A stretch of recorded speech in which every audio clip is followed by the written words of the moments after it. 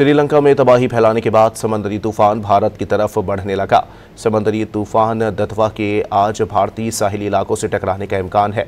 तूफान के जेर असर भारतीय रियासत तमिलनाडु में शदीद बारिशों से नशेबी इलाके जेर आब आ गए।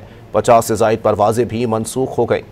इससे कबल श्रीलंका में तूफान दतवा ने तबाही मचा दी थी, जिससे बड़े पैमाने पर जानी और माली नुकसान हुए। श्रीलंका में तबाही फैलाने के बाद समंदरी तूफान भारत की तरफ बढ़ने लगा। समंदरी तूफान दतवा के आज भारतीय साहिली इलाकों से टकराने का इम्कान है। तूफान के जेर असर भारतीय रियासत तमिलनाडु में शदीद बारिशों से नशेबी इलाके जेर आब आ गए। 50 से ज़ायद परवाजें भी मनसूख हो गईं। इससे कबल श्रीलंका में तूफान दतवा ने तबाही मचा दी थी, जिससे बड़े पैमाने पर जानी और माली नुकसान हुए। श्रीलंका में तबाही फैलाने के बाद समंदरी तूफान भारत की तरफ बढ़ने लगा।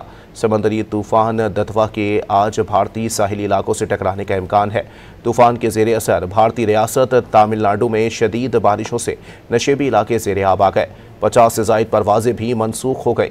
इससे कबल श्रीलंका में तूफान दतवा ने तबाही मचा दी थी, जिससे बड़े पैमाने पर जानी और माली नुकसान हुए।